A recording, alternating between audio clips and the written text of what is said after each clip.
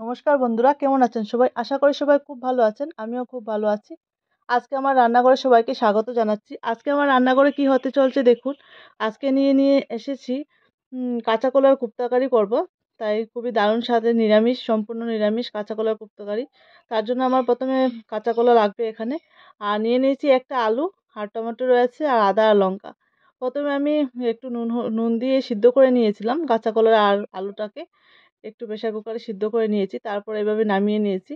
তো আমার আলুটা একটু সিদ্ধ কম হয়েছিল, তারপরে এটাকে ভালো করে সিদ্ধ করে নিলাম। আর এখানে কাঁচা কলাটাকে ভালো করে মেশ করে নিলাম।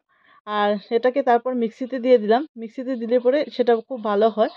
আর দিয়ে এটাকে একটা ফাইন পেস্ট করে নিলাম। দেখতেই পাচ্ছেন কিভাবে পেস্টটা হয়েছে, একদম একদম ভালো হয়ে গেছে।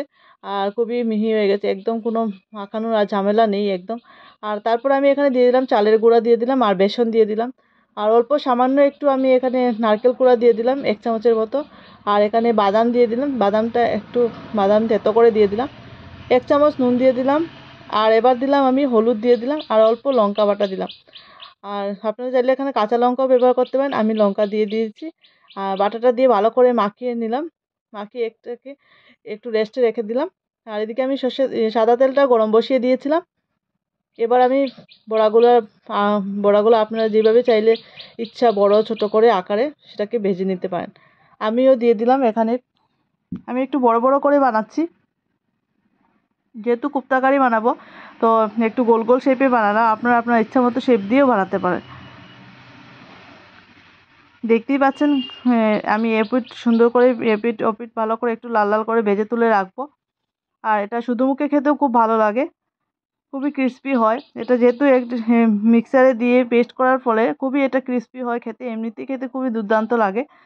আর আমি এখানে তারপর আলু দিয়ে দিলাম। একটা আলু দিয়ে দেবো না তরকারির জন্য। আর সেটাকে একটু ভেজে নিলাম। সেই তেলের মধ্যে আর লাগবে আমার এখানে টমেটো কুচি লাগবে। এখানে রয়েছে আদা বাটা, আদা জিরে ধনে বাটা রয়েছে একসঙ্গে। আর রয়েছে এখানে চারমগজ বাটা। এবার আমি সেই তেলের মধ্যেই আলুটা ভেজে তুলে রাখলাম।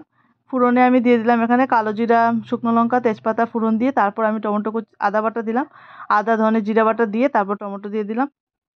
টমেটোর মধ্যে আমি এখানে নুন দিয়ে দিলাম স্বাদ মতো, হলুদ অল্প। আর এখানে দিয়ে দিলাম লঙ্কা বাটা, 1 চামচ লঙ্কা বাটা দিয়ে ভালো করে মশলাটাকে এভাবে কষিয়ে নিতে হবে।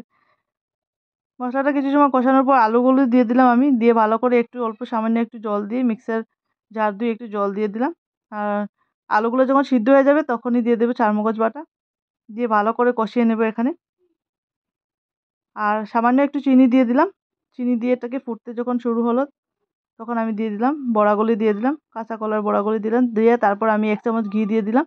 দেখতেই পাচ্ছেন কতটা সুন্দর হয়েছে। আর 5 মিনিট ঢাকা দিয়ে রেস্টে রেখে দিলাম। আর এবার আমি একটা বাটিতে পরিবেশন করে নিলাম। খুবই সুন্দর হয়েছে, দেখতে যতটুকু সুন্দর হয়েছে খেতে অসম্ভব সুন্দর হয়েছে। নিরামিষ দিনে এরকম একটা রেসিপি থাকলে সত্যিই মনটা ভরে যায়। আর আমার এই রেসিপিটা ভালো লাগলে অবশ্যই আপনারা লাইক শেয়ার কমেন্ট করবেন, আমার পাশে তাতে থাকবেন।